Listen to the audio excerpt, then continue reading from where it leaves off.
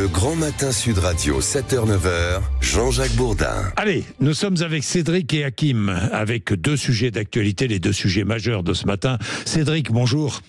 Bonjour Jean-Jacques. Bonjour, vous êtes à Nice. Hein, Cédric, il fait bon à Nice ce matin ? Ah, il fait très bon. Il fait très bon. Bon, l'idée, c'est Gérald Darmanin qui l'a eu, c'est de punir le consommateur de drogue en lui confisquant son téléphone portable. Qu'en pensez-vous, Cédric ? J'en pense que j'ai l'impression que M. Darmanin fait toujours que des effets d'annonce. Ça commence à me fatiguer aussi. Sur le principe, c'est pas. Vous savez ce que vous savez, je vais vous dire un truc, Cédric. Moi aussi, je suis fatigué. Ils me fatiguent tous. Ouais, je l'écoutais tout à l'heure. Je vous le dis, ils me fatiguent tous. Au plus on avance, au plus ça me fatigue. Bref, allez, Cédric. Sur le principe, oui. Si c'est pour faire de la remontée de filière, des choses comme ça, ok, c'est quelque chose qui est entendable, qui est même plutôt malin. Le seul problème que j'ai avec ça, c'est que alors on va encore embêter le consommateur final, mais c'est surtout que d'un point de vue stratégique, le consommateur il est en bout de chaîne. Et si son intention c'est de vraiment lutter contre la drogue, c'est pas par là qu'il faut commencer. Oui, vous avez raison, Cédric. Néanmoins, s'il n'y a pas de consommateur, il n'y a pas de trafic. Oui, mais alors, c'est une idée qui ne serait pas, mais ici, il n'y a pas de trafic, pas de consommateurs non plus. Mais à un moment donné, il faut aussi regarder pourquoi les gens en consomment, pourquoi la consommation a explosé ces derniers temps, et surtout sur des drogues relativement assez dures. Moi, quand j'étais adolescent, j'ai 40 ans, quand j'étais adolescent, c'était beaucoup le hash ou des choses comme ça. Aujourd'hui, on parle de cocaïne, d'héroïne, c'est des drogues très très très dures et on est vite addict, mais surtout dans des milieux. Avant, on disait que c'était beaucoup chez les personnes pauvres. Maintenant, on se rend compte que c'est aussi dans des milieux aisés, voire très aisés.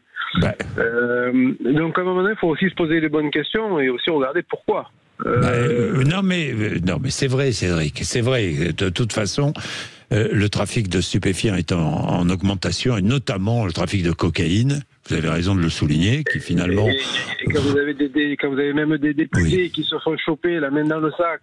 Oui. Je me souviens plus le nom de ce député qui a voulu droguer sa copine pour ensuite la... C'est un sénateur, ça. C'est un sénateur, oui. Pardon, un sénateur. Oui.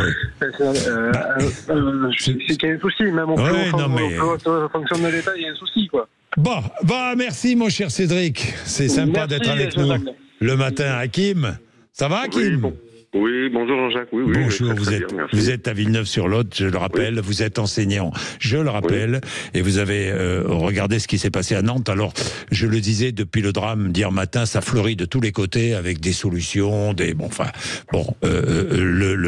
le fameux Justin qui a poignardé ses copains de classe, ses copains de lycée, ce Justin est dans un hôpital psychiatrique. Là, ça prouve bien qu'il avait des problèmes psychiatriques. Pour poignarder ses camarades dans un lycée, il faut qu'on ait quand même des problèmes psychiatriques. Moi, je veux bien tout ce qu'on veut. Hein. Vous dites, Hakim, ce qui s'est passé à Nantes est choquant, oui, mais pour vous, c'est choquant, pourquoi ? C'est choquant parce qu'un au-delà du drame et de l'émotion, évidemment. Oui. C'est choquant. Moi, ce qui m'inquiète beaucoup, c'est que comment l'idée lui est venue. Alors, il a des problèmes psychiatriques, ce jeune homme. Oui. Mais je me pose la question s'il n'y avait pas les réseaux sociaux, s'il n'y avait pas toutes ces vidéos qu'on voit sur YouTube, par exemple, est-ce qu'il aurait procédé de la même façon? Et à l'avenir, il va falloir vraiment se pencher là-dessus, sur l'adolescence, tous ces jeunes face aux écrans, et toute l'influence qu'elle a sur eux. Et quand on tombe sur un jeune homme comme lui, qui semble-t-il a des problèmes psychiatriques, qui fréquentait un établissement privé, je crois que c'est un établissement privé. Oui, tout à fait. Je crois, donc, établissement privé catholique, oui.